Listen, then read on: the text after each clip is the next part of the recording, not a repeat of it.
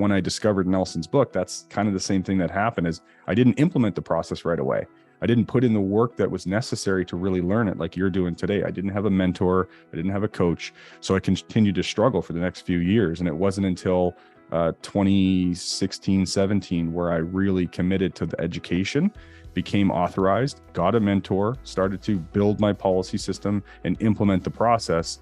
And now we don't rely on commercial banks for the need for financing at all.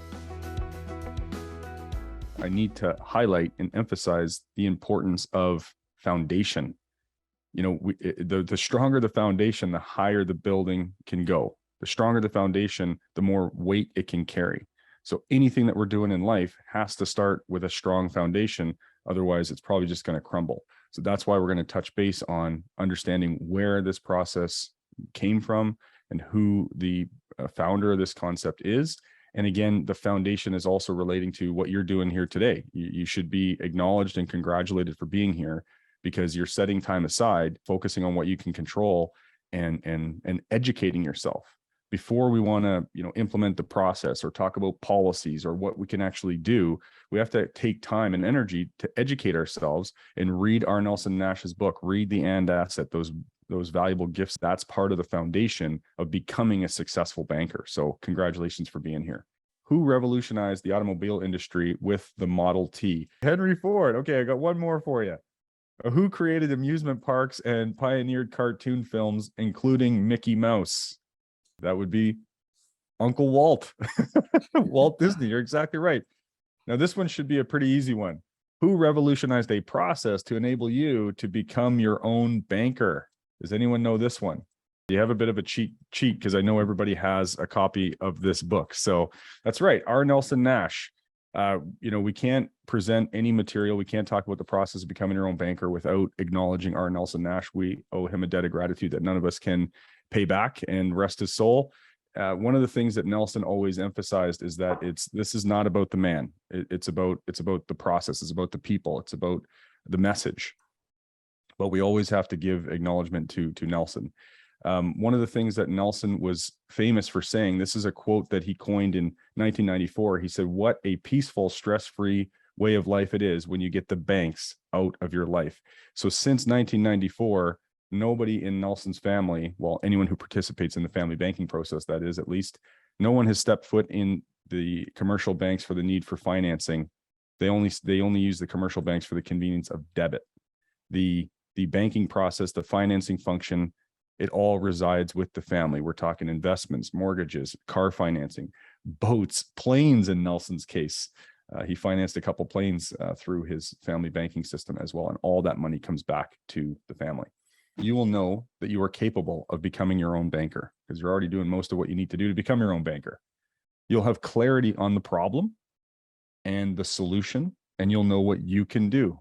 Again, we can't focus on the solution if we're not clear about the problem, and what you can do is what matters most, because it's all about what you can control. You'll feel like found hope and a new belief in that a way that they could create their own peaceful, stress-free financial life. And what is the opposite of being stress-free? It looks a lot like this. And I think we've all felt like this before. I felt like this last week when I was stuck in Toronto traffic. I can tell you, I don't know how you guys do it. It's pretty impressive. But what have you been taught? What have you been told to do? You've been taught to put your money into things like mutual funds, commodities, stocks, bonds, and rely on somebody else who thinks that they can do better with your money than you can.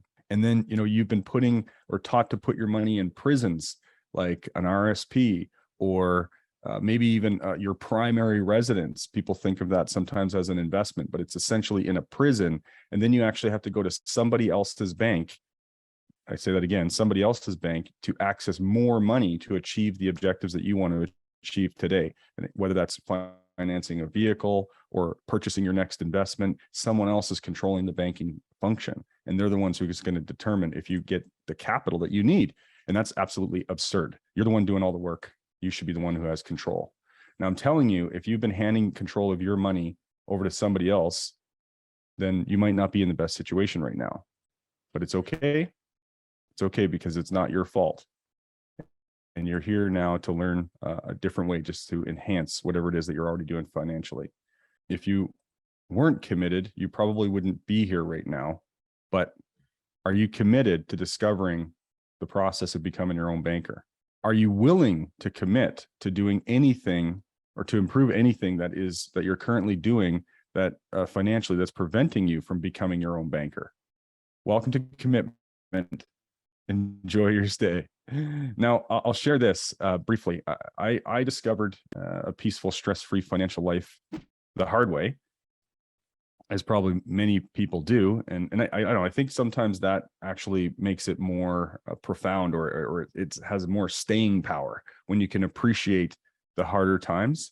I'm actually in my hometown right now. I'm normally in Calgary. I've been there for almost the last 20 years.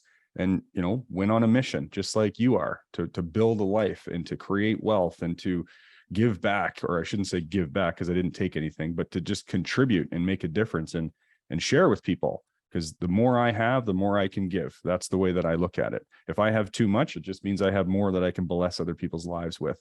So that's my mission. That's my objective, is to help bless other people's lives. And where I come from, there's a lot of poverty in St. John, New Brunswick, a lot of social programs, a lot of people who struggle. And right now I'm driving around my hometown showing my kids where I came from and my high school and some of the apartments I grew up in, because I lived in many apartments in St. John, New Brunswick when I was growing up. And I was one of those kids that was a part of, you know, those food programs and the breakfast thing at the school. And I got to tell you, that makes a tremendous difference for that kid. If you've ever been in that situation, you know what I'm talking about. And I have a friend of mine who's a military veteran here in town, and he's actually got an operation. He's got a charity that he's created, and he's making amazing headway with it. But I can't remember what he called it, Operation Feed St. John or something to that effect. But I'm definitely going to get involved in that organization because he's feeding families. That's his objective. And so, you know, growing up, money wasn't even a conversation at all, not because it was taboo, but because there wasn't any of it going around. There wasn't any conversation to be had. I grew up with parents who actually didn't work. They were on social programs. I saw my father every other weekend. My mother was a single mother and just trying to survive. So the conversation of money wasn't even a topic. But I got lucky. Call it God, call it the higher power of your choice. But I kind of paid attention, and I observed what was going on with my own family, and I observed what was going on with other people in general, and maybe some of the families that I visited, so friends of mine. And I just saw that there's different ways of being. There's different attitudes and behaviors that you can take on that are clearly going to influence how your life turns out. I couldn't have articulated that 20, 30 years ago, but that's kind of what I see now that I noticed. And so I got lucky because I always had some mentor. Somebody would come in, a guardian angel somewhere would come in through my life and give me some guidance and some lessons and challenge me to grow to that next step. So I did a lot of that through sports and things like that. In fact, last night I literally was connecting with my high school football coach, who was a tremendous contribution throughout my life. In fact, he literally bought me and my family Thanksgiving dinner one year. I'll never forget that. And I'm trying to tell this story without getting emotional, but that's kind of what it was like. That was what it was like for me and my family growing up. And I know that money is not everything, but it's the tool. It's what money can do. And that was kind of the mission I went on. And that's what I realized, is that if people just had some education around how money works, and if we had some education around personal development and what we can do to influence our situation, that's what's going to make the difference. And so after about 20 years of a very slow journey of me trying to figure all this out, I made a ton of mistakes throughout my 20s, which is fine because you either win or you'll learn. So from those mistakes, now I get to bring that value to the conversations that I have. I discovered becoming your own banker in 2013. I was licensed as a life insurance advisor in 2011. And it's been a tough journey, right? Just building that business for about the first 6 or 8 years. It was really challenging. You'd think that I would say in 2013, when I discovered Nelson's book, that everything transformed, but maybe you've been in this situation before. I come from a construction background. I was not, the most studious person in high school and my post-secondary and all those kinds of things. It was kind of like getting through it. So I went into construction by default. If you're in construction, there's nothing wrong with that. It's just not what I chose. It chose me. I just defaulted to that because I thought that that's what I could do. Pick stuff up, put stuff down, swing a hammer like that. And I wanted to do more. I wanted to contribute. I wanted to help more people. And then I had to force myself to get out there and grow. And that was very challenging for me. But when I discovered Nelson's book, that's kind of the same thing that happened. Is I didn't implement the process right away. I didn't put in the work that was necessary to really learn it like you're doing today. I didn't have a mentor. I didn't have a coach. So I continued to struggle for the next few years. And it wasn't until 2016, 17, where I really committed to the education, became authorized, got a mentor, started to build my policy system and implement the process. And now for the last 3 years now, I've been on the Ascendant financial team. I've built my policy system up to 11 policies now in our family system. And now we don't rely on commercial banks for the need for financing at all. We're working on recapturing any of the last debts that we have on mainly on our primary residence, but anything outside of that is all financed through the family, including all of our living expenses. Everything goes through the family banking system. And now we've gotten to the point where we've finally gotten the attention of our extended family members. And we're now starting to arrange private loans within the family to recapture third-party debt like car financing and things like that. We did a private deal at the beginning of this year where we loaned $26,000 to a construction company that's owned in our company or our family. And we bought out some vehicle debt. And now that payment that they were making is coming home. So it was a tough journey early on, but now we're just seeing the possibility and growing from here. I always say to people, it's two completely different things: knowing how to earn money or receiving money, and then knowing exactly what to do with the money when you get it. And I'm thankful to say that I think it's more powerful to know exactly what to do with the money when you get it. When I started to really learn this process and read through Nelson's book and get the coaching, this is something that really stood out to me. And we're going to expand on this today. Nelson said, you cannot get a better rate of return investing in anything without first controlling the financing function as it relates to your needs. That is the most powerful thing, because everything that we do financially is a function of financing. By the way, this is a picture a couple years ago. That's my friend David in the background here. That's Sarblo. I call that his COVID cut. And that's me in the background, and Jason Lowe and Richard Canfield, all with exception of David, all members of our team. And we were doing a watch party, watching Nelson Nash's 10-hour seminar that his book was actually born from. And that was in at Jason's place. It was a pretty awesome day. So now most people believe that they need someone else to take care of their money. Most people believe that it's necessary to take risk in order to grow their money. Most people know next to nothing about the process of banking and its importance as it relates to their well-being and in their lives. Here's the truth. Truth number one is the difference between you being stressed and staying relaxed financially is who controls the banking function in your life.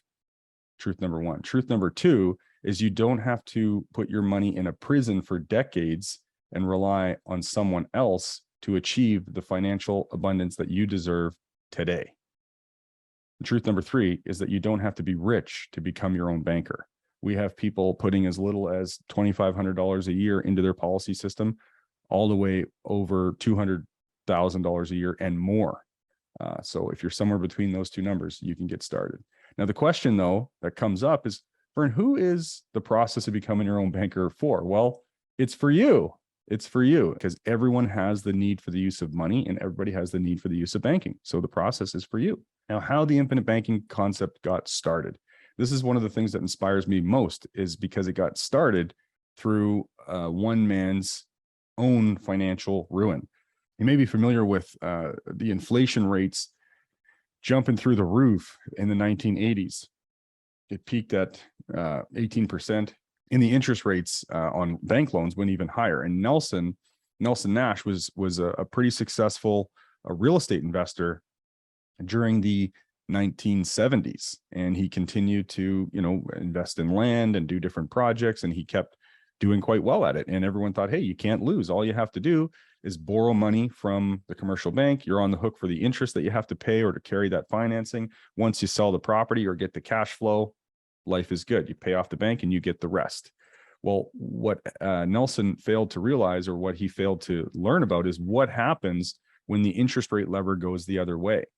He was stuck with $500,000 of mortgage debt in the early 1980s when the interest rate peaked to 21.5%, and that was prime.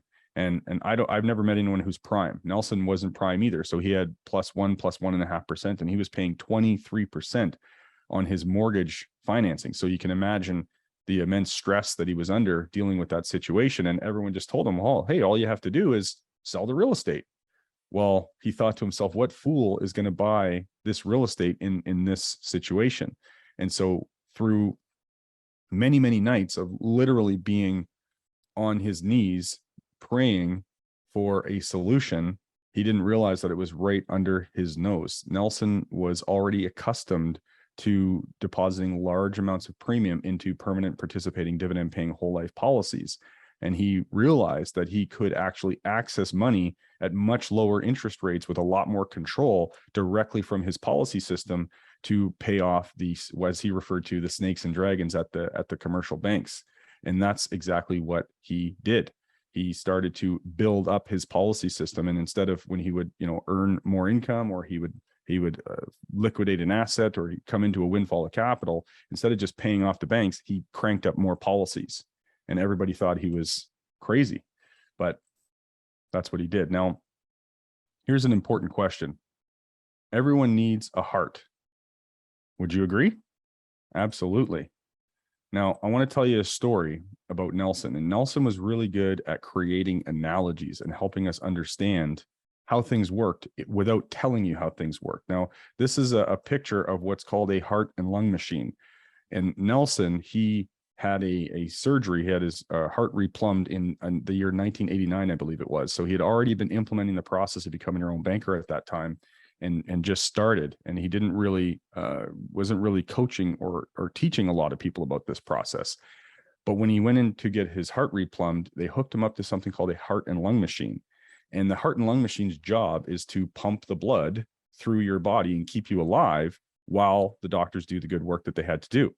And Nelson didn't, remember this, of course, because he was heavily sedated, but he when he came out of it, he just realized that, when he was on that heart and lung machine, he was existing. He wasn't really living. He wasn't thriving.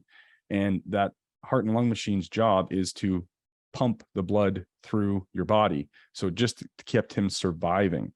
And this is what he started to realize about what people are essentially doing with their money. Banking is the most important business in the world, as well as it relates to finances, because without banking, nothing actually happens. Nothing moves. If the money stops moving in the banking system, the system will collapse. And that's what happened back in 2008 with the financial crisis. The money stopped moving. They stopped lending. Now, the banking system pumps money where it is needed. And at some point, that money is going to flow through your hands and through mine. And it's going to wind up where? Where does it wind up? It winds up right back in the banking system. If you think about this for a second, there's only one banking system. It doesn't matter if it's in Canada or in the UK or in China, if there's different denominations of money and currencies, if there's any number of financial institutions and insurance companies and whatever it is managing all this money, there's actually only one pool of money. And all that money always flows right back to the banking system. It's all connected. Much like if you picture the globe, and there's, the Indian Ocean, there's the Atlantic Ocean, the Pacific Ocean, the Mediterranean. They all have different names. They're different geographical areas, but the sun's going to hit the water. It's going to heat that water up. It's going to move it over to a different part of the world. It's going to rain. It's going to go into the rivers and lakes.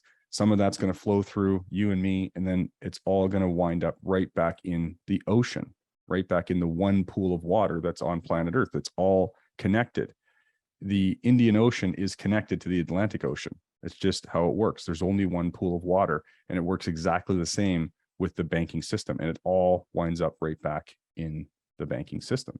The issue here is this: how much of the banking function do you control as it relates to your needs? Remember, there's only one pool of money in the world. What Nelson saw is that he was pumping money into the pool in the wrong way. He was doing all the work and he was pumping the money into someone else's system.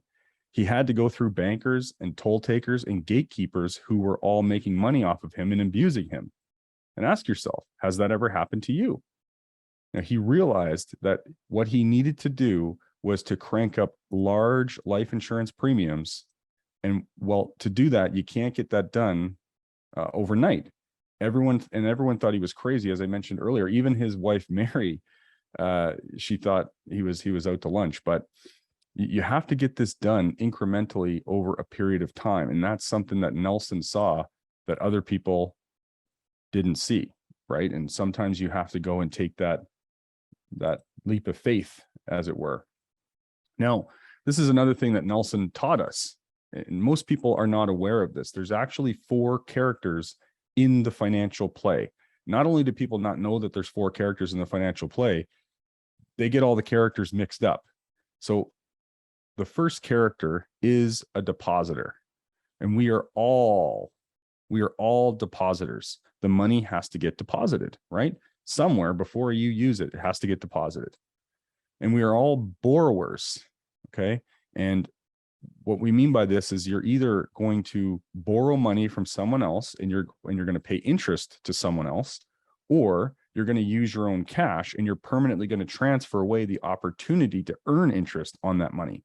So it's always borrowed money. You're either paying interest or you're giving up interest you otherwise could have earned. There's also the banker, and this is the 4 characters in financial play. No matter what we do financially, there's always going to be a depositor, always going to be a borrower, and there's always going to be a banker. Well, what does the banker do? The banker is the one who distributes the money. The banker is the one who decides whether or not you can access the money. And if you're borrowing money, they're going to be the one who decides the repayment schedule, the interest rate, and so on. So again, most people are only 2 of the 4 characters. And the 4th character in the play is the bank owner. Who's making the most money? Well, it's the bank owner. And so by implementing the process of becoming your own banker, we can become all 4 characters in the financial play. Remember the golden rule.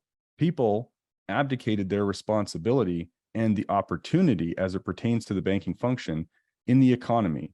They're depending on someone else to perform that job.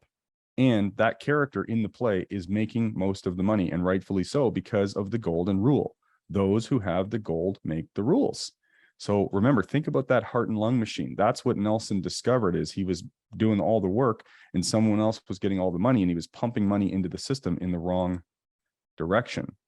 So the person on the street in Canada today understands the subject so poorly that he's doing equivalent to living off a heart and lung machine. What I want to talk to you about is how to create a system which you can take control of every banking function as it relates to your needs. And that's what we're going to expand on today. Well, you have a copy of this book already, and this book has sold over 470,000 copies. In fact, I think it's well over 500,000 copies at this point.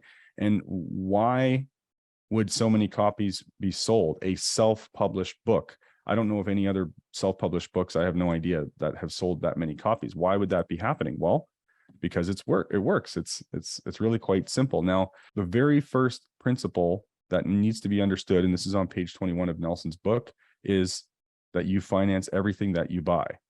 You're either going to pay somebody else interest, or you're going to give up the interest that you otherwise could have earned. And you're going to hear us repeat things because repetition is our best teacher. And sometimes when we hear things the first time, it doesn't quite land. And especially for me, this has probably happened for Henry as well, but there are certain things that I heard and I kind of thought, oh, that makes sense. And I understand that. And then when I actually started practicing the concept, it hits you in an entirely different way. The second, the third, the fourth time you read Nelson's book, you'll pick up things that you just couldn't see or couldn't hear. And it didn't have the impact on you when you first heard it that it might have in the future. And there's no exceptions to this rule. You're either going to pay up or you're going to give up. It's as simple as that. The whole idea is to recapture the interest that one is paying to banks and finance companies for the major purchases that you need during your lifetime. And the objective is to keep the money in the family. Think about that. The question is, how much of the banking function do you control as it relates to your needs? And your money, it must reside somewhere. It has to sit somewhere and be deposited until you're waiting for that next opportunity or that major function. And someone must perform the banking function or the function of banking in your life. And that someone should be you. Now, this process is not an either or. That this is something I want to make extremely clear to people. We're not saying, hey, become your own banker and not do real estate or cryptos or whatever it is that you're doing, or pay off your debt. It's an and process. Becoming your own banker is not about addressing the yield on an investment either. It's not an investment. It's all about how you finance the things that you need in your life, which certainly could include investments, because everything is a financing function. Here's where we're going to get into the grocery store business, and we get a little bit of an opportunity to sort of think or have a different way of thinking about banking here. Nelson created this analogy. He says, getting into the grocery store business, he says, consider a business in which you are a consumer and the seller of a product.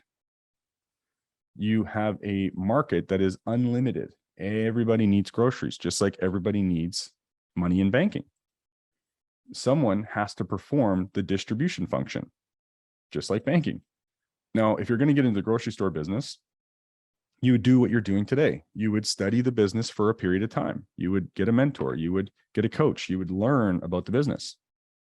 You need to purchase a superior location. Real estate investors know what's the 3 rules: location, location, location.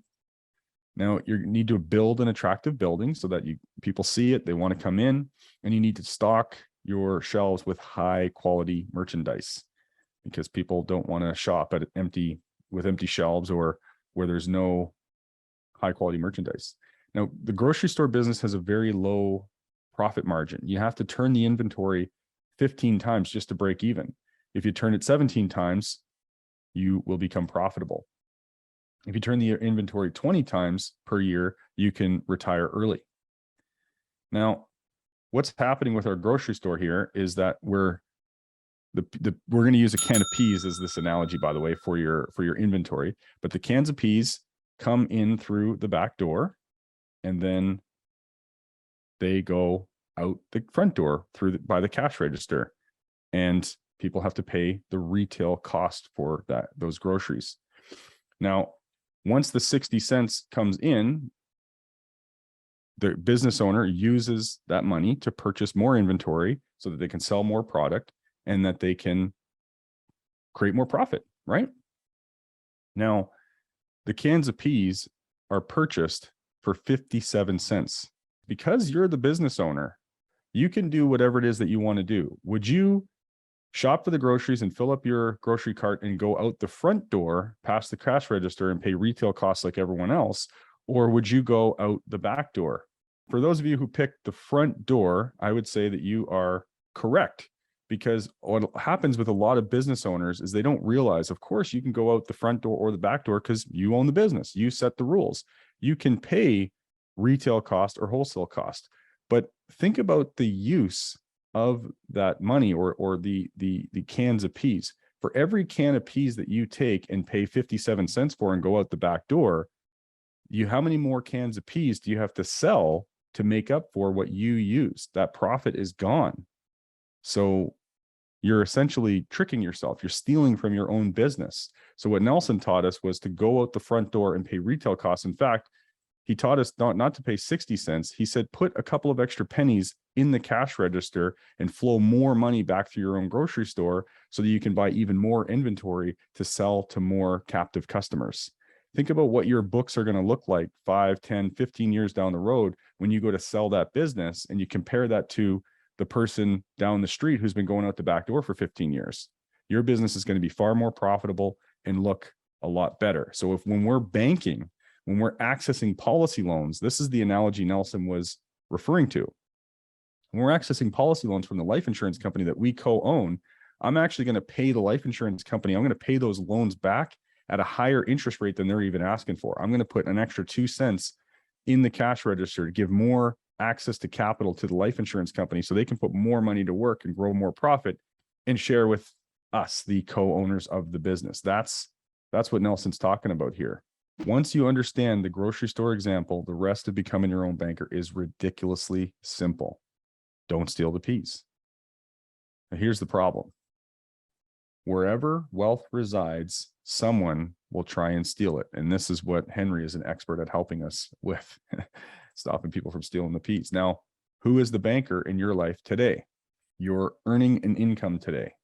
And then that income gets deposited into someone else's bank. Let that sink in. You earn the income, and then your income gets deposited in someone else's bank. And then you go to access that money to pay your bills and to live your life and do what you have to do. And in other words, remember, you pay those bills, the money winds up right back in the bank, because that's where whoever you pay the bill to is going to put the money. So you're doing all of the work and everyone else is getting all of your money. And how does that make you feel? Does it make you feel like this? That's how it makes me feel when I really started to discover this process. And we're going to walk through an example. Now, I want you to think about anything that you are financing in your life, any major expense. I mean, lifestyle, by the way, is a major expense, and you're financing that need. But it could be a vehicle. It could be an investment. It could be recapturing debt. It could be putting your kids through school. It doesn't matter what the thing is, but I want you to think for yourself a major thing that you have coming up or that you financed in your lifetime. And there are two different types of people out there. There's two different ways to finance things. You have the debtor, the person on top here. This person believes, hey, you know what? I don't want to save up the money, or I don't have access to the money. I'm just going to go, I'm at zero right now, and I'm going to go to someone else's bank, and I'm going to qualify for a loan, and I'm going to go down here. And again, that could be for financing a vehicle or an investment. And now what I'm going to do is I'm going to agree on someone else's terms to make payments for however long, could be 6, 7, 8 years. I'm going to make payments to someone else's bank and permanently transfer that money away.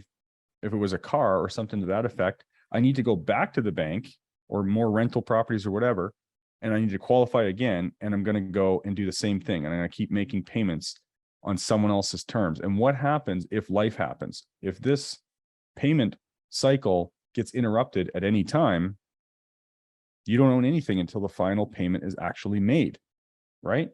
Now, down below, we have a person who goes, you know what? No, I don't want to qualify for a loan.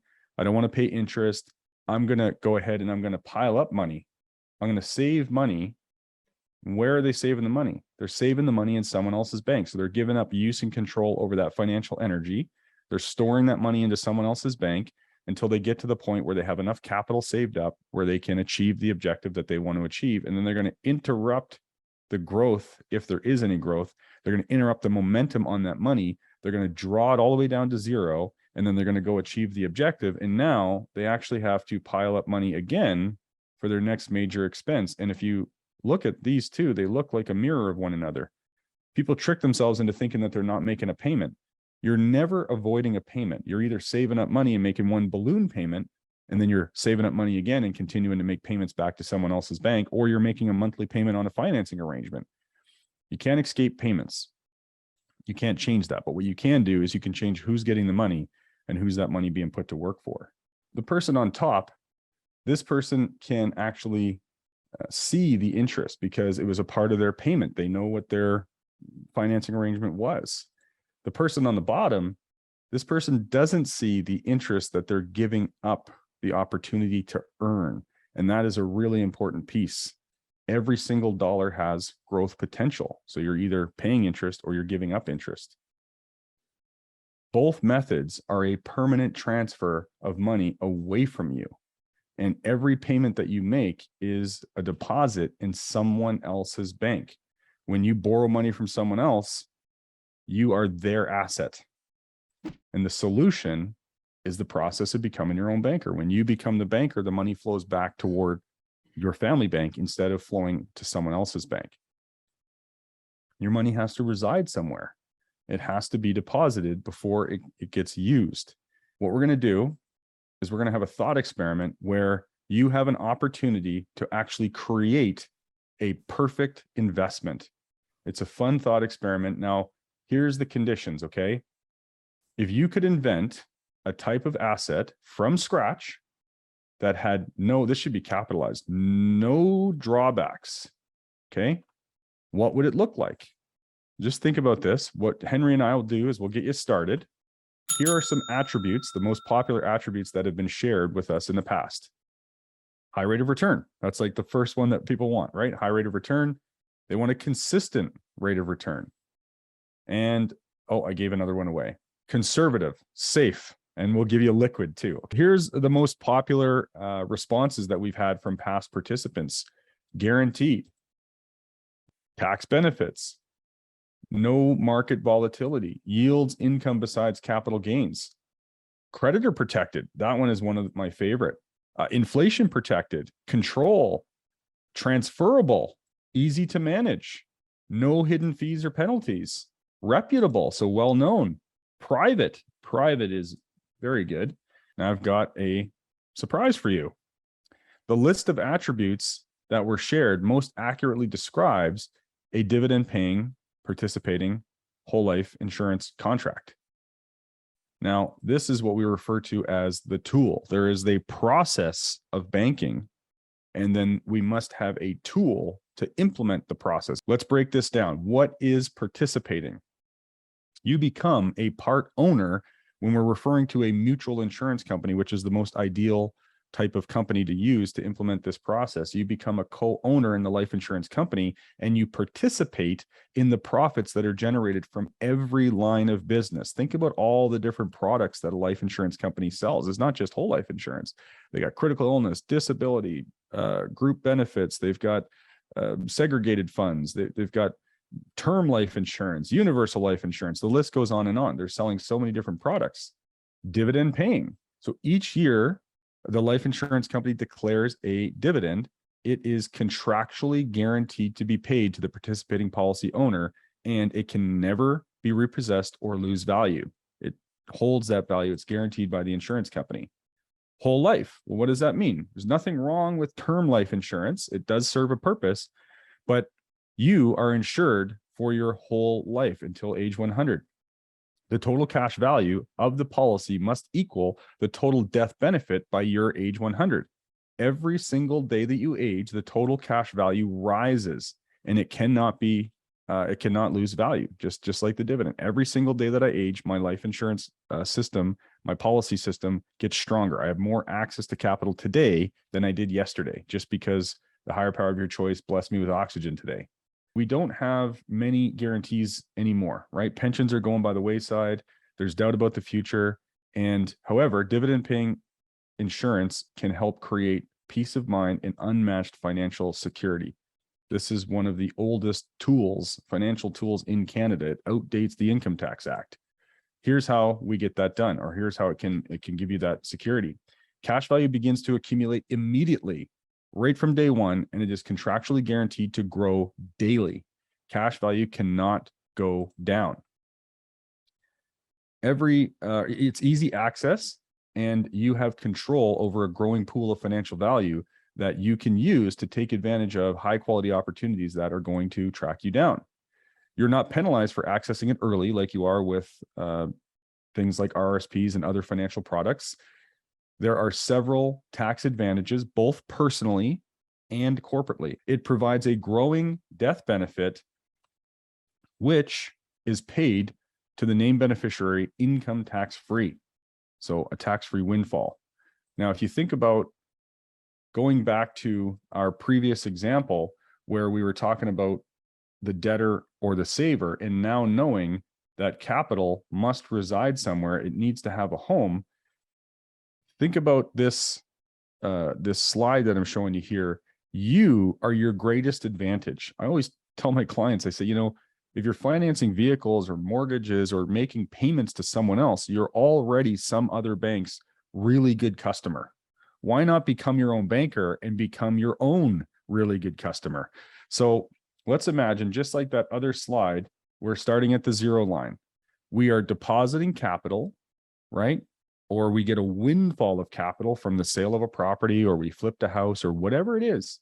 That capital has to reside somewhere until we make our next major investment. So you can see this green line here that's going up.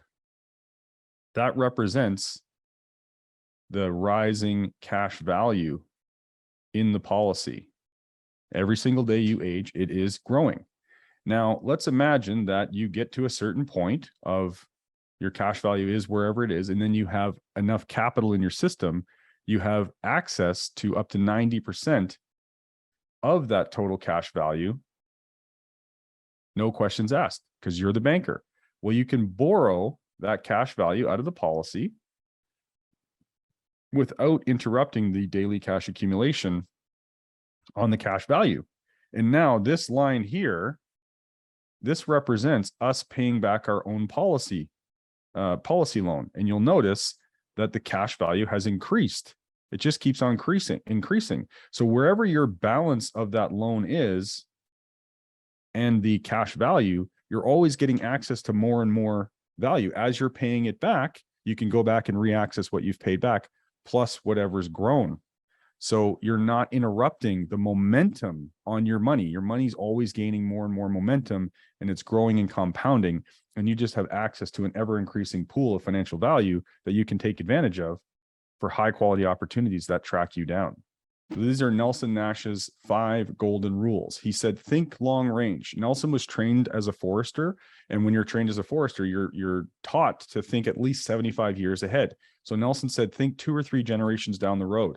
I'm thinking about my unborn potential future grandkids. That's why I have my kids are life insured today.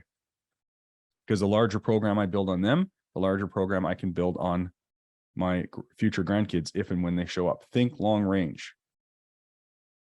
Don't be afraid to capitalize your system. Remember, your wealth, your money, your capital, it must be deposited. It has to reside somewhere. It may as well reside in a system that you own and you control at a company that you co-own. So I want to get every single dollar I can into my system, and I build that up incrementally over time. Don't be afraid to capitalize. Don't steal the peas.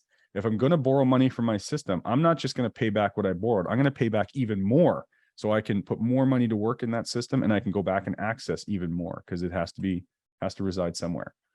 Now, don't do business with banks. Most people don't know that when we do business with banks, we are unknowingly and unwillingly contributing to the inflation problem, because banks inflate the money supply by issuing loans.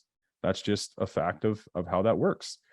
So don't do business with banks. Now, this is really important, and Jason actually got credit for this after Nelson passed. His son, Nelson's son-in-law, David Stearns, had shared with Jason that this 5th golden rule that was added really close to the end of Nelson's life, rethink your thinking, that was because of Jason Lowe, something that Jason shared with Nelson. And he actually added that as a 5th golden rule, because it's not just important for us to think about what we're doing, but it's actually important to think about what we're thinking about and rethink our thinking, like we're doing today. We're actually reevaluating how the banking process works. So you have to rethink your thinking. And we were lucky 2 weeks ago when David Stearns was on a call with Jason Lowe, a 90-minute interview that they did, kind of a conversation. David Stearns is, again, Nelson Nash's son-in-law, and he kind of took over the operations after Nelson passed. And one of the things that happened on that call, which is probably up on our YouTube channel, which we'll show a little bit later, it's probably up on our YouTube channel already. He actually said there's now a 6th golden rule that's been added. We got the unveiling of the 6th golden rule live on a call. And he said, you need to create a place. You need to create a home, a warehouse. You have to have capacity for windfalls. So when you sell a home or when somebody passes away, you need to have enough room in your system to hold that capital. So create a place for windfalls is a 6th golden rule. Now, for individuals and families, I'm going to share with you a testimonial that came from one of Jason Lowe's clients. This is a client that he's been working with for a while now. He's a police officer in, I want to say in Edmonton. And I'm just going to share a highlight here. So he says, 2 years after opening our first policy, we took out our first policy loan to pay off a bank loan on my wife's Subaru. This is really critical, redirecting the payments from the commercial bank to our family bank. So they didn't change anything. They just changed who was getting the money. 3 years later, year 5, we took out another policy loan and skipped the bank entirely this time, using the money to buy a brand new SUV outright. And they would create their own loan repayment schedule, right, to send back to their system. In year 5, we also had another child and took out a policy on him, as well as a second policy on myself. With 5 policies now in force after 7 years, our mortgage was coming up for renewal.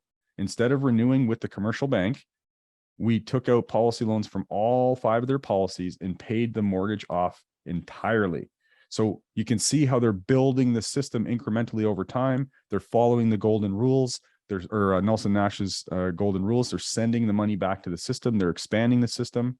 One of the questions that often comes up for us is, can we connect with the right person on your team to take a look at my financial situation and show me how to become my own banker? And the answer is absolutely yes. Now, got a call designed specifically to answer that question. We set up a 15-minute call just to introduce them to our team and to learn a bit more about them and help them determine if, hey, is this going to be a good fit for you? And what are the next steps going to be? Do you need to educate yourself more by consuming content? Do you need to read Nelson Nash's book? Well, you all have a copy of this book. So we expect that you would read it, especially before you connect with one of our team members. Read this book. It's only about 77 pages of reading. And there's actually a YouTube video that my colleague and I, Richard Canfield, shared, where we go through how to actually read Nelson's book, kind of skipping back and forth a little bit. But point is, read Nelson's book. Normally we have this 15-minute call that we set up, but what we want to do is we want to actually just forego that call, and we want to actually jump right into a 60-minute clarity meeting over Zoom. Our automation is set up such that you would have probably already received a link to set up that 15-minute clarity call, or you can text the word schedule to 780-809-4599. Text the word schedule to 780-809-4599. And you'll be provided a link to schedule that 15-minute discovery call. But what we're going to do is use that as an indication to us that you want to set up that 60-minute clarity meeting to take a deeper dive into your situation and help determine if becoming your own banker is going to be a good fit. So even if you schedule a 15-minute call, what we're going to do is follow up with you afterwards. We're going to reach out, give you a call, and we'll work out a time to meet over Zoom and take a deeper dive into your situation. So hopefully that wasn't too complicated. So just text the word schedule and we'll follow up and make sure that we have a 60-minute Zoom call scheduled to create more clarity. Okay. I think the 15-minute call at this point, we're past that. So we'll get you into a 60-minute Zoom call for more clarity. Okay. I know, and you should know deep down, that you are capable of becoming your own banker. Now, here's the follow-up that you can expect, although I already just kind of explained this. We're going to stay in touch with you. If you don't schedule a call right away, we're going to stay in touch with you via email, and you can obviously unsubscribe at any time. You'll receive an invitation to schedule a time to meet. And if we don't hear from you, the right advisor on our team is going to extend a courtesy call and find a mutually convenient time to meet. And if you prefer not to meet, simply let us know. And as long as you leave happy, that's okay with us. Okay. So that's really good. Now, what I'm going to do now is I'm going to share another testimonial with you. And I think this is a really powerful share. This is from Alan and Janet Antonio. And I scroll down and just go to the highlights here. They said, after 3 years of building our policies, we already had accumulated enough cash value that we could withdraw. And they said withdraw. I should actually highlight that. They didn't withdraw. Okay. Withdrawals are, as it relates to this process, you can withdraw money, but we're coaching people to borrow against the value. Because when you withdraw, value goes down because you pulled it out. We're not pulling anything out. We're borrowing against the value. So it keeps on growing. We're accessing money from the life insurance company. So they borrowed enough money from their policy system to pay off the bank mortgages on their rental properties, the rental real estate 13 years early. So think about that. All of the rental income, most of it's going to the bank to pay the mortgage. Well, when you become the banker, more of that capital, all of that capital is coming back to you in the system so you can access more capital to do more things. That was a huge accomplishment, knowing that we were now really using the IBC system as infinite banking concept as it was intended. When our oldest daughter and our son-in-law decided to purchase their first home, we were able to access loans from her policy. So they had a policy on her that we had started, and also funds from our policies to buy their home as a cash deal. So they didn't use the mortgage. They had no mortgage at all from a traditional commercial bank. Currently, they are making payments back to us. So think about that as it relates to passive income time. Your kids, your grandkids, your nieces, nephews, potentially, they're all making payments already to someone. Wouldn't it be better to keep that money in the family if you could provide that capital for them? So making that payment back to us for the loan instead of the bank, thus keeping with the idea of keeping the money in the family. Such a powerful example. Let's compare how 99% of the Canadian public buy cars. Each of these methods require ongoing payments and a consistent transfer of capital away from you. So we have the no purchase plan, which is leasing. We have the post-purchase plan, which is financing. And then we have the pre-purchase plan, which is saving money in someone else's bank and then paying cash for the deal. Now, with each of these methods, who is getting all of your money? Someone else's bank. Al Bundy says, that's not good. Okay. Now, here's a couple of questions. How many vehicles have you and your family purchased in your lifetime, either cash, leased, or financing? And how many more vehicles are you and your family planning to buy for the remainder of your lifetime? So we have 15 vehicles between everybody that's here. And so that's an average of 3. Isn't that interesting? So now, Henry, what's the average cost of a vehicle? What do you think? What are we going to say? 35,000, 40,000. Okay, let's go be conservative and say 35, which I'm not sure that's even a thing anymore. But so that is between all of us, that's $525,000 in vehicle financing that has been permanently transferred away from our families now forever. We'll never get that money back, and we'll never have the opportunity to grow it. And now just think about, like my slide says, how many more cars are you going to finance throughout your lifetime? People are likely to spend more money financing vehicles throughout their lifetime than they ever will save for retirement. That's a big problem in Canada. If you look outside, you're in Toronto. I was just there. Beautiful cars everywhere. Same thing with Calgary. The cars are everywhere, and people are just financing them and sending money away. So I'm showing you an example here. This is a picture of me from last summer, August of 2021. I purchased a vehicle in January of 2019, and I stretched the financing out for 8 years because I was in a much different financial situation. There was other things that were higher priority, and I was really at a different stage of building my system. I think I had 6 policies, maybe 7 at the time. I'm now up to 11 policies. So I wanted to keep the payment as low as possible at the dealership while I could free up more cash to build my system. So I paid down some of the balance and built up my policy system. And I got to August of 2021, about 2.5 years later, which is 5.5 years early on the vehicle financing. And what I chose to do, I accessed a policy loan of $34,000, but to pay off the vehicle. What were my options though? I could have paid cash on it. I could continue to finance it, or I could have leased it originally. But what I decided to do was use the process of becoming my own banker. And so think about for yourself, what is the lost opportunity cost of choosing one option over the other, paying cash, leasing, or financing? So what I did was I just changed the process. Now, I capitalized my policy. Don't be afraid to capitalize. Money has to reside somewhere. I requested a policy loan from the life insurance company of $34,000. And I was using my cash value as collateral. So I'm using the life insurance company's money, and my cash value is being used as collateral.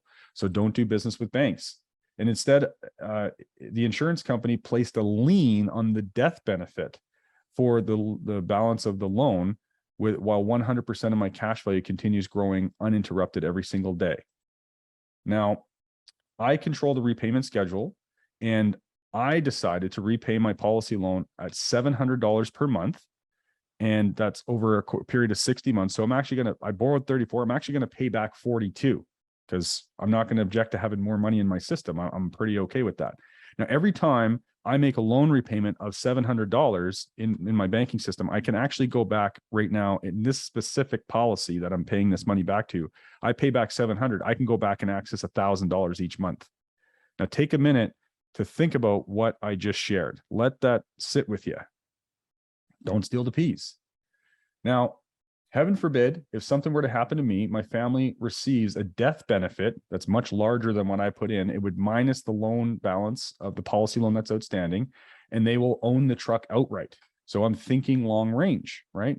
I'm thinking about a future problem that I know. I don't have a crystal ball. I don't know when I'm going to be gone, but I've already solved that problem if it should show up. Now, where did the money come from to buy the truck? who owns the truck and who gets all of the money? Well, where the money came from was the life insurance company. We own the truck, and who's getting all the money? We're getting all the money because it's now flowing back to our system, and I was already planning to pay it to somebody else. What happens if I choose to stop or to modify my policy loan repayment schedule? Nothing. I set all the rules. I can increase that payment, decrease that payment. I can stop that payment altogether. I'm not going to get a call from the life insurance company asking me to continue to pay because they know they're going to get their money one way or the other. I'm either going to pay it back with interest. I'm going to, God forbid, become an angel and they're going to deduct it from the policy, from the death benefit. Or if I cancel the policy, they'll just take back the loan amount and give me the rest of the cash that's in the policy. So it's the safest investment the insurance company can make is a policy loan. Now, how much of the money that I put toward the policy loan repayment can I use again? All of it. I can use every single dollar again, plus what grows every day. I get the truck, I have all of the money, and I recapture the interest that I was planning to pay to somebody else. Now, if you can do this for cars, is there anything that you can't do this for? And the answer is no. So we just have to rethink our thinking. Now, when I access a policy loan, do I pay interest? Absolutely. I do pay interest because just like the grocery store example, I'm going to pay more back to the insurance company than what they loan to me. So they have more capital to put to work to share profit with us, but I get to access every dollar I repay to the system. So I'm just saving more in my own system so I can access more capital later. But think about if you were in a business, if we were business partners and I asked to borrow money from our business, you're not going to let me borrow that money for free because we need to put the money to work in the business. So if I borrow 50,000 from the business, I better put more back than what I took because we can't grow the business if the money's not working there. So in order to be profitable, you bet I'm going to pay interest to the insurance company. Now, so let's go through this investment case study here. So this is Rich. He's a 48-year-old professional who has decided to begin saving $50,000 per year. Now, if your number is $100,000 per year, if your number is $10,000 per year, everything remains the same. The numbers just change, okay? Rich, in his specific situation, he's saving $50,000 per year. And one of his wealth accumulation methods will be to purchase rental real estate. Now, Rich can save money in someone else's bank, or Rich can create his own warehouse of wealth. Now, let's help Rich decide which option is preferable. Okay, let's take a look at what's going on. So after 2 years of saving, Rich finds a rental property to buy because sometimes, you have to be smart about when and where you buy these properties, right? Now, who pays for all of the expenses associated with investment real estate? You're a smart group. Obviously, it is the tenants if you're doing it correctly. Now, Rich has options here. Rich can use his own cash for the down payment and mortgage the balance, or he can use the process of becoming your own banker. Now, let's look at the traditional financing method. So we're going to do cash down mortgage financing. So the price of the property is $300,000. He has a down payment of $60,000 is what's required. He's mortgaging $240,000 and the gross rent is going to be $2,500. Now, the mortgage payment is $1,021 per month. And so the annual income of the rental, I believe that's net, is going to be $17,748. So that is a gross cash on cash return for Rich of 29.58%. And I think he's pretty darn happy with those results. Now let's look at what happens when we use the process of becoming your own banker. First thing is he's putting an annual policy deposit. So he's saving his capital in the policy as premium of $50,000 per year into the participating whole life policy. After year 2, his cash value has accumulated to $84,147, and that's growing every single day. Now, the death benefit at this time is $913,000. And the loan availability, 90% of the total cash value, is $75,732, which is more than what he needs for the down payment. Purchase is still $300,000. We have a $60,000 down payment. The insurance company is currently charging an interest rate of 6.2% annual simple interest. So the simple interest is $33,720, which I'm totally fine with because I get all that money back and get to use it, but that's okay. I'd like to note that the death benefit is collateralized to pay the loan, not the property. So it's the death benefit that's the collateral, not the property. Okay.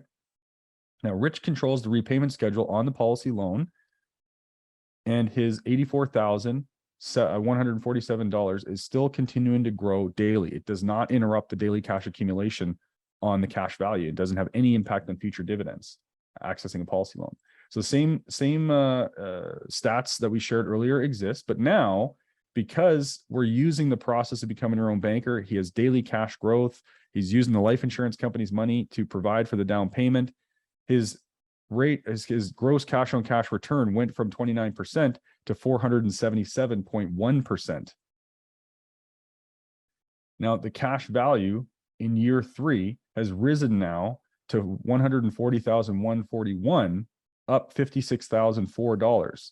Now, what else can Rich do with more accessible capital? He can go buy more properties. He can finance vehicles. He can do other things because the cash value just keeps on growing uninterrupted. And eventually he can use those policy cash values to pay off the mortgage outright if he wanted to. Now, the death benefit has also increased in year 3, up 90,000 from the previous year. So it's well over $1 million now. So if death were to occur, everything's looked after. Let's look at Rich's objectives.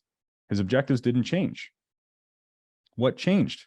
It's just the process that he used to achieve the objective, where the money is flowing to. So the money's flowing back to his own system. And who is the money being put to work for? Because I own the contract. I co-own the life insurance company. The money's being put to work for me and my family. Now, is there any downside to Rich becoming his own banker? I would say no.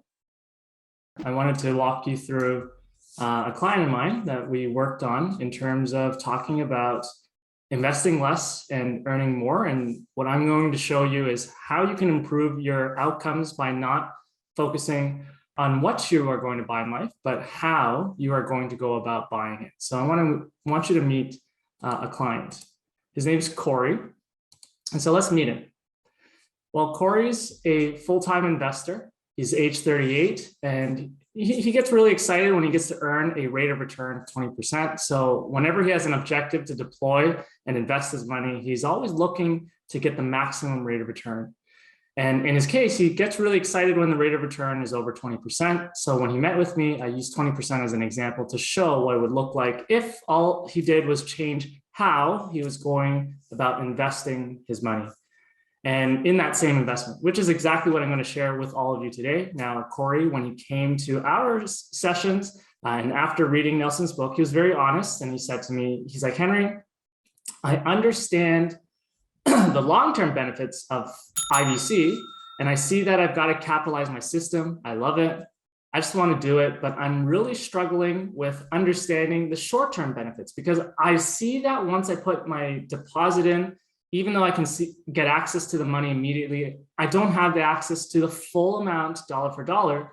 And in the first few years, because I have to capitalize the banking system, I'm sending money to build another business of mine, a banking system, and build it up to a point where I can do all the wonderful things that you're sharing with me. So I talked to Corey and I understand, and I said, I understand you probably feel that since you aren't getting full access to your money you've deposited in, you may feel like it's a compromise. So I said, well, one thing I do want to share is that there's no such thing as instant gratification.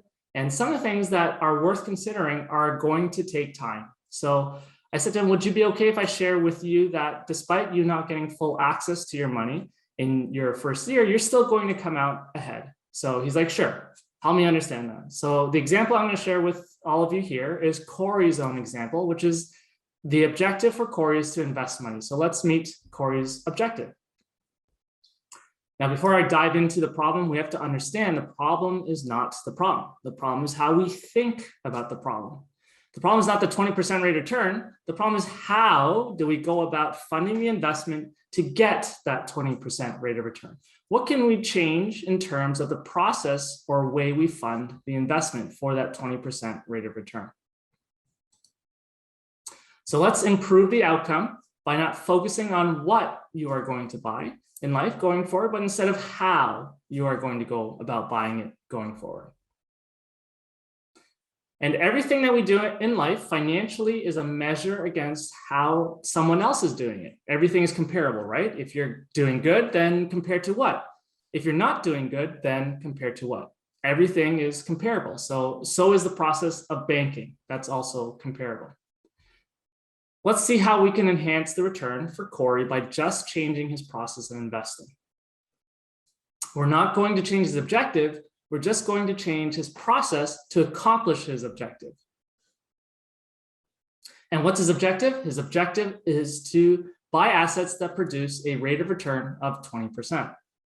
So Corey, that has been what he's been normally doing, and you may be doing this yourself already, is Corey uses his own cash, which is method 1. So if you find something which is worth investing in to earn 20%, you pile up that cash in someone else's bank. And for him, he wants to use that cash to accomplish the objective. So the other way for Corey to fund the investment is also use someone else's money, which is using a HELOC. Now, Corey has a principal residence, and he also has access to the money through his HELOC. And when he accesses the HELOC from someone else's bank, they're going to charge him an interest rate of 3%. So these are the two methods that he's aware of and what he uses. So let's see what he's doing presently. And we're going to compare these two methods with what he's doing going forward when he's using the process of becoming your own banker. And once you can see the comparison, then it'll connect with you and you'll most likely see the benefits of doing it this way. So let's talk about the first method. Now, the first one, the math and concept is really straightforward, using his own cash. So if he takes $20,000 of his own money and he invests it into something that he's going to produce a 20% rate of return, he's going to earn $4,000 in his investment. Relatively straightforward. Okay, so 20,000 times 20%. Now, the next one is he has access to a $20,000 HELOC or a line of credit from the bank, which is using his principal residence as collateral. So now he's going to use someone else's money. In this case, the HELOC or the home equity line of credit. Now he uses that bank's money, invests 20%, and still he's going to earn $4,000. But since he's using the bank's money, he has to pay the bank back in interest. And that cost of borrowing, which is 3%, is $600.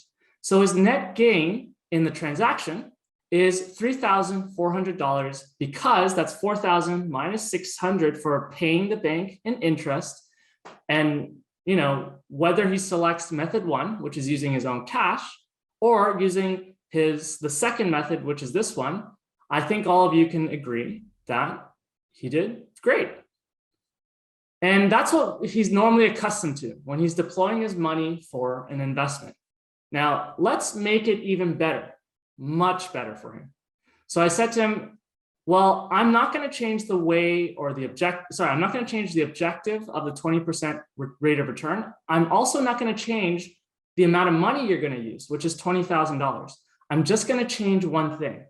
The thing that I'm going to change is the process, the way that he's funding the investment. So let's dive into this. Let's see how IBC can make things better for him. And IBC stands for the infinite banking concept.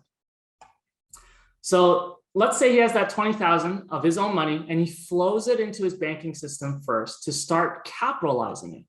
Now that $20,000 is deposited, that goes in the form of premium for the life insurance. Now, immediately at his age and where the policy is designed based on his objective, his starting death benefit is going to be $400,000. Now let's compare that immediately. When you go back to method 1, he puts $20,000 into his investment. He accomplished the objective of buying the investment, but he doesn't have any death benefit. So if he passes away when he graduates in a time that he actually doesn't know, and if it could be tomorrow, he could get hit by a bus. All he's going to get is that $20,000 plus the profit of $4,000. That's all he's going to get. Well, in 1 year. When he uses IBC, since he takes the $20,000 and he uses it to start a properly designed policy, he's immediately created protection for his family of $400,000. He's already created something in the future for himself that will be there starting at $400,000 tax-free. So on his death, his family's getting 20 times the money than what he first put in. And from being an authorized infinite banking practitioner, using the way we design the policies, that death benefit is going to increase every year going forward. And that's just when he passes away. So let's talk about while he's alive. So now immediately when he takes his capital, funds the policy first in the 20,000, he's going to get access to his cash, and which is known as cash values, which is going to be 10,333. Now in a properly designed policy today, within the first month, that's what his cash values are going to be in his policy. Now, while he's flowed 20,000 into his policy, his money isn't tied up. He can get access to the cash. You know, when you put your money in other investments, it's kind of locked away in financial prison, just like Vernon mentioned. And not only can he access the cash values, he's going to have a daily cash growth in the policy because the insurance company is fulfilling a contractual guarantee. And again, as Vern covered earlier, the contractual guarantee is that by age 100, his cash values that must grow to match the death benefit. So every single day as Corey ages, he gets one day closer to age 100, and his cash in the policy will keep increasing $8 per day because of this contractual guarantee. And that's just in the first year. Every year going forward, his daily cash value will become better, but we're just going to focus on the first year. So if his cash values in the policy are 10,333 immediately, the amount of cash value he can access is 9,300 as a loan from the insurance company. And that would be the loan available. So the loan available is 90% of the cash values. So immediately he can borrow 9,300 right away with this particular insurance company that he has a policy with, which is a mutual insurance company, which he co-owns. The interest rate on the policy is 6.2%, simple interest. So now I'm going to show you what he's going to do. And like I said, he's going to change the process. He's just going to change the way he buys the investment. So step one, he takes his money of $20,000. He uses it to fund his policy. And in step three, he borrows 9,300 to go buy the investment. So let's see if he comes out ahead using this process first, compared to using cash and HELOC. So when he uses IBC, again, his concern was that he only gets access to $9,300 compared to the $20,000. So he's using a policy loan of $9,300 to invest at 20%. Now, when you initiate a policy loan, that money comes from the insurance company. It's not your money. It's the insurance company's money. Your money stays in the policy and continues to grow. And in his case, he never interrupted the growth of his money. His money stays growing $8 per day in that very first year. When he accesses the loan on his policy never interrupts the daily cash growth in his values. You know, like when you withdraw money out of your bank account, you get less, you're not able to use that money and it's not able to earn as much for you. So he's using the insurance company's money now, and to invest, getting 20%. So that $9,300 that he's using over 1 year, he's able to make $1,860 on that investment by using the insurance company's money. Again, 20% is what we agreed his investment can do, or what he can do with the investment. Since he's used the insurance company's money and who charges 6.2% simple interest, the interest over that year is $576. So his net profit from the investment by using the insurance company's money is $1,860 minus $576. So his total gain in the investment is $1,284. Let's compare. So I said IBC will be better, right? So he's using his $20,000. He gets a profit of $4,000. And what I want to highlight is, whose money did he use? He used his own money. Once he used that cash, it's now tied up in the investment. The second way that he went about it was the $20,000, and from using the $20,000 from accessing someone else's money, the bank's money in the form of a HELOC, he still will get the 20% rate of return, but his net profit from this transaction, because he had to pay interest, is $3,400. Now let's look at option three. He took $20,000. He used that money to start a policy first. Then he took a policy loan, and he took that policy loan to make the investment make that investment. And so from there, he was able to earn $1,284 on the investment. His own money in the policy kept growing every day. So you'll see here. And as he used the insurance company's money to make that money, he was able to generate a tailwind of $2,920. So in the first year, using the $20,000, the same amount of money he had access to and used, he made $1,284 in the investment. And then his policy grew every day at $8 for that full year for $2,920. So overall, he made $4,204. He's just getting started with the policy. And as he allows time to progress while capitalizing his banking system, his loan access is going to be more than the premium. At this time, he is increased to $2,920. Could he take that $2,920 and redeploy it into the investment that he knows is giving him that 20% rate of return? Absolutely. And that increase to the loan isn't going to require him to apply for more money. It'll just be there for him, all without having to deal with nosy creditors, giving them private sensitive information, begging for money. Your assets, you don't have to give them your assets. You don't have to give anything, including the kitchen sink. So if you compare using his cash, he receives $4,000. If he uses his HELOC, he earns $3,400. If he's using IBC, he's earning $4,204. And you know what's even more of a benefit is when, based on how he earned the income, he actually, when people talk about investments and the rate of return, one of the things they always forget about is taxes. The CRA wants to tax you on the income that you've earned. When Corey uses method 1 or method 2, if we look at the amount that he's invested to be in an unregistered account, he used his full amount of money. This full $4,000 is going to be included in his income to be taxed. Well, for the HELOC, this full $3,400 is going to be included in his income to be taxed. But if we look at the way that we funded the policy and the amount that he used as a policy loan, he earned $1,284 in his investment. So only that portion that's outside of his banking system is now being taxed for the $1,284. And the other part, the $2,920 that's increased inside his banking system in his policy, has been growing every single day, $8 per day, and it's not being taxed. It's not taxable because it doesn't fall into the definition of income under the Income Tax Act. So not only when he sets up his policy following this process in the way that he followed it, not only does he come ahead in terms of the amount of money he's earned, but he's also come out ahead from paying less taxes.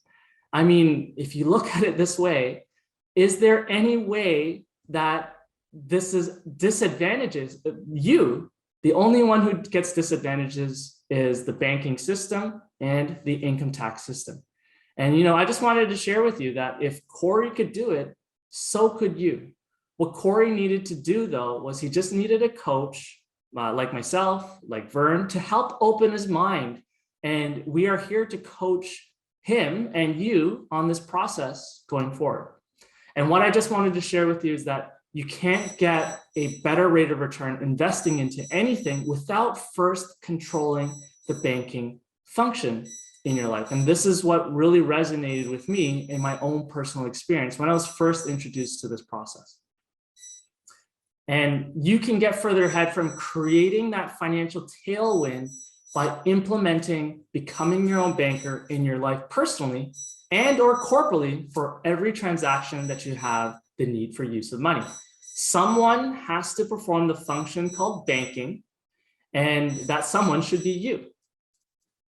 You might not have children yet, you might not have grandkids yet or great grandkids, but again, thinking about the future, if that's something that you're planning for, think about your kids. Everything that Henry and I have shared today is going to benefit you in your life by becoming your own banker. But if I can become the banker for myself, there's nothing stopping me from becoming the banker for other family members, particularly my kids. For me personally, this is one of the major reasons why I'm doing this. Now, we've been taught to be divisive in the family. We've been taught, hey, you're going to get your own job, your own bills, your own responsibilities. But the wealthy people don't think that way. They think about circling the wagons and how they can keep more money in the family. This is a photo. I think this one was pre-COVID. Jason and his family actually got together to do their annual banking meeting this year. So they were really excited about that. And I've started to incorporate this in my own family, and I know other family members have as well. But everyone that you see in this photo is actually life insured, and everyone is participating in the family banking process. You can see Jason right here. I think they were on a cruise ship at the time. And they've now expanded their banking system. I think they're all the way up to 62 or 64 policies. We're at 11. So incrementally over time, Jason's been implementing this process for the last 15 years. So he's expanded the system that much, and everyone is bought in. This is something that Jason shared publicly, so he wouldn't mind me sharing it here. Because everyone's participating in this process, they are recapturing as a family in their banking system. They're recapturing over $26,000 per month. This is payments on mortgages and car financing and consolidation loans and business loans. And all this money would have been flowing away from the family. But because they're practicing the concept of family banking and expanding the system, the money's all coming back to the family. So if Jason can do it, if I can do it, you all can do it as well. And I won't steal Jason's thunder and get too much into this story, but unfortunately, this is Jason's father-in-law, and I believe it was not last September, but the September before, he actually passed away. So like Nelson talked about thinking long range and about creating a space to hold windfalls, the death benefit paid out quite quickly, and they used that death benefit to backfill a lot of the policy loans that were outstanding, and they started more policies on each of the grandkids, and they made sure that the surviving spouse would never have a bad financial day. So this is what's possible by implementing the process of family banking. Now, over the course of your entire lifetime, think of all of the money that's leaving your family for things that you just need to finance, things like mortgages, investments, cars, properties, weddings, taxes, tuition, business loans, insurance, personal expenses, business expenses, RVs, vacations, sports. I mean, I'm in New Brunswick right now, and it's quite costly to be here and to do all the renting and everything that we need to do. But we're recapturing all of this because the money came from the family bank, and we're replenishing that pool. So just think about all your various expenses, the money, add up all the money that you've earned and that you've spent to this point in your lifetime, all that capital. Could you actually write a check for that amount of money right now? Most people would be saying no. In fact, all people would say no. So a quote that Jason coined is, by implementing this process, you can have the banking process work for you rather than against you. And you don't have to get by the way, you don't have to get a policy with us or a system of policies with us. There are a lot of good people out there that can help you or that you might want to work with, but there's a couple of things that we want to leave you with as it relates to that. First of all, do not try to do this alone. Please don't do this alone. Households and business owners who implement this process and they do it right, they have a good coach. So I recommend getting a coach. And we're going to talk a little bit about that. This is Wayne Gretzky. He's widely known as the greatest hockey player to ever play the game. And he had a coach his entire career. All the best business people, speakers, even ourselves, we have coaches to continue to grow and expand and get better at whatever it is that we do. And when you choose who you're going to work with, here are some things for you to think about. Number one, you've got to be careful about the life insurance carrier that you put your policies with. And ensure that the policies are designed properly. So you can't just get any life insurance policy with any company. It has to be a specific company and a very specially designed policy. Now, most people who are selling life insurance don't actually have the expertise in this area. So make sure that you are working with somebody who specializes in the becoming your own banker, the infinite banking concept process, that they actually have policies. They can show you what they've done. They can speak from experience. They're not just selling a product. You should choose somebody who is an authorized infinite banking practitioner through the Nelson Nash Institute. Basically, when you're an authorized infinite banking practitioner through the Nelson Nash Institute, it means that you've actually gone through a course, a curriculum of study. And Nelson's book is one of the core books in that program, but you've actually been interviewed to become a part of Nelson Nash's Institute. you've gone through the core curriculum and studied it. It means that you've had a mentorship process of a minimum of 1 year. That's what we do with our teammates when they come in. We mentor them for at least 1 year. They strap themselves to a coach and they are on all the client meetings. They're learning how to coach a client from A to Z in this process. So you actually get signed off and authorized as an infinite banking practitioner. So there's an entire process to qualify as an authorized infinite banking practitioner. You can go to the Nelson Nash Institute. I believe it's infinitebanking.org. And you can go to a section that says practitioner finder. So if somebody tells you that they're an authorized infinite banking practitioner through Nelson Nash Institute, you can actually look their name up on the practitioner finder. And if you don't find them there, that means they're not an authorized practitioner or they're not a member in good standing. The reason that you should choose to do this in your life now is because you deserve the outcome now. And the best time, as you know, to plant the seed would have been 20 years ago or at 15 days old when you're a little baby and you put a policy on your life at that time, or your parents do. We can't go back and change the future. So the next best time to plant a seed or plant a tree is right now. So take action. The longer you wait, the more you're going to continue to penalize yourself. So the real questions are, what's the cost of doing nothing? Well, it costs everything, right? Cost of doing nothing. Now, what is the cost of just one more year of all of your money leaving your family or your business permanently? That's the key thing. Think about all that money that's flowing through your life today. And what's the cost of giving up all of the interest on the money that you could have otherwise earned? We grossly underestimate what that consistent growth over a lifetime can actually turn into. So the difference between you getting stressed and staying relaxed financially is who controls the banking function as it relates to your needs in your life. You don't have to put your money in prison for decades and rely on somebody else to achieve the financial abundance that you deserve today. And you don't have to be rich to become your own banker. This process looks awesome, but how will I know if it is something that's going to work for me? Well, schedule the call. And that's what we're going to do. We're going to take a closer look at how you're structured financially. We're going to make sure that you're properly educated before you decide to do anything. That's the number one step. Get properly educated. We'll look at how you're structured financially and what some of your specific objectives are. And we'll actually work with you to design a program that's going to help you achieve your specific objectives. This is not a cookie cutter program. Everybody's system, everybody's objectives are as unique as your fingerprint. So that's what it's going to look like. So schedule your call. And the primary objective in that call is really to determine if there's a good basis for us to work together. We're actually the ones who are making the buying decision. We need to determine if the person who we're working with has the right mindset. This is not about buying a product. It's about committing to and implementing a process. The product is just the tool that we use to implement the process. So schedule your clarity meeting. This all sounds great, but I don't want to do this alone. Well, that might be you. Well, here's what you get when you work with our team. You get a lifetime of mentoring and coaching. We have quarterly group coaching sessions, and we have ongoing we're constantly producing content. We have audio, we have books, we have YouTube videos, and I'm going to show you some of those resources right now. So this is the Banker's Vault. You can see that we have over 3,500 subscribers. And I think around this time last year, we only had 400 or 500. So the channel's always expanding and adding more and more subscribers. So you can feel free to go and subscribe.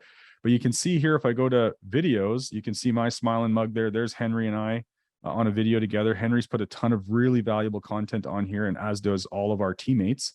Now, I'll give you an example of something that you could do. You might say, gosh, I want to learn about how to get out of debt. How do I get out of debt? Well, you could type debt in the search here. That's a keyword, and all of a sudden you'll come to many, many videos and playlists that are get out of debt and stay debt-free in Canada. You might want to learn about how do I use this process for real estate. And you can type in real estate, and then all of a sudden, all kinds of videos that are related to real estate specifically will come up. So that's really good. This is the Ascendant Financial website. And first, what I'm going to do is go to shop, because here are some more valuable resources. Again, you've already got 2 of our 3 best sellers. You've already got Nelson Nash's book, which is the granddaddy of them all, in my humble opinion. The And Asset is an excellent resource that really just expands upon everything that Nelson shares, and the tool the whole life participating policy and some of the advantages that come with that uninterrupted growth and the unseen wealth transfers. But there's so many good resources here. Nelson Nash has another book called The Warehouse of Wealth. We have all these books available to you on our site that can be shipped anywhere in Canada. And in fact, like I said, you can ship one to a friend if you choose. But you can go on the video on the site and see some videos or the books that might stand out to you specifically. Not only do we have all these resources available for you, we also have coaching. We have a client portal that you can take advantage of as a client. You'll become a member and get a client portal, which I'll touch base on here in a moment. And you'll actually be assigned a coach. You'll work with somebody specifically on our team, but we are a team. And that is the most important thing to know, that you're not just working with Henry or Sarblo or Dan or Vern. I mean, Henry and I meet, we collaborate often, we build content together. We work with clients together, myself and Sarblo and Dan or whoever. Sometimes there's another teammate on our team who has a specific skill or something, an experience that they've had that they're really good at. And, you know, I might be working with you and I might say, hey, Henry, I've got a tax situation here. Gosh, I'd love for you to join me and my client and have a good conversation about some things that we can do together, right? So we get to actually leverage each other's talents and our experience as a team. Here we have my smiling mug. We have Dan Allen, Peter Laut, Roman Pushkar, Jin, Henry. We have our teammates from Quebec, Michael and Joseph. And then we have Jason Lowe, Sarblo Gill, and Richard Canfield. We have a client success team who is dedicated to working with you, helping you complete all your life insurance applications and making sure that that process runs smoothly, completing all of the follow-up. We have our teammates who are strategic assistants, who many of you have already maybe been in contact with. My personal strategic assistant, which is Ashley here. And we have many teammates. Like, things don't happen in the background.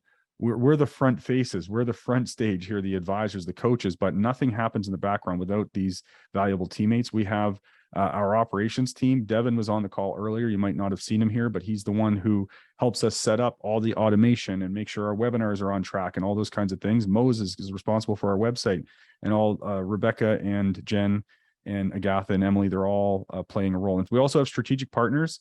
Tim Dawson is a chartered accountant. Frank Abate, I work with Frank very often. And so he's a trust and estate planner, a certified financial planner, chartered accountant, and trust and estate planner. So he really knows his way around all the corporate dealings and making sure that we're setting up things from an estate planning perspective. A few of us wear different hats. Dan is our compliance officer, making sure that everything that we share is on side with regulation, so we're not speaking out of turn. And we have our executive leadership team as well. So we have a full team here ready to support you and make sure that you're receiving good value and that you can actually implement the process of becoming your own banker, the infinite banking concept. Here's a look at our client portal. So this is not accessible by the general public. This is, I understand that we may be releasing a subscription basis eventually to the general public, but as of now, this is only available specifically to our clients. So there's a whole, welcome page here. There's a getting started section. There is administrative guide, and I'll just quickly show you a few things that you might be able to find here. Of course, we're always here to coach you and support you and guide you along in the process, but the key words in the title are becoming your own banker. So we're here to coach you to get creative and expand your system and find new ways to apply it. And if you have ideas, you bounce them off us. That's what we're here to do. And that's why we're building so much great content, though. And our client portal is to empower you, give you the tools that you need to be your own banker. We want to coach people to be more independent rather than what we've been taught to do is have more dependence in your life. So you might think, oh, Vern, there's these quarterly coaching sessions. A lot of them have already happened. Oh, I missed out on that. Well, I've got good news for you. These are not accessible to the general public, but they are accessible to you once you become a client, because we have an FAQ section here. We have a whole presentation on family banking and a sample loan agreement, really important. If I'm going to lend money to a friend or a family member or somebody who's a good fit, I'm going to have a loan agreement just like a commercial bank would. Our previous webinars are all recorded here. We have other case studies and different videos and information that you may find valuable, and then a lot of other things down here. But what I wanted to point out specifically is this: client coaching sessions. So We have all of our past coaching sessions here ready. We also want to make you aware of the Nelson Nash documentary that Jason Lowe and Richard Canfield and a couple of other teammates helped or actually were responsible for putting this film together. And this is an hour-long documentary that really dives more into who Nelson Nash was, what he stood for, and where the process of becoming your own banker came from, what his intentions were behind it. So that's nelsonnashfilm.com. This slide's actually a lie. It's inaccurate. I apologize. We do not have 365 five-star Google reviews. We have well over 500 five-star Google reviews. I think we're at probably over 600 now. And those Google reviews are accumulated geographically. So we have many Google reviews in the GTA area. So you can certainly leave us a review and just talk about your experience so far, having dealt with us, what value you've received, what you're looking forward to. But we have many five-star Google reviews left from all over the country, which we're extremely grateful for. And here's just a look. I'm not going to go through all of these, but here's just a look at some of those Google reviews that we have received up to this point. And they're climbing on a daily basis, which we're extremely grateful for.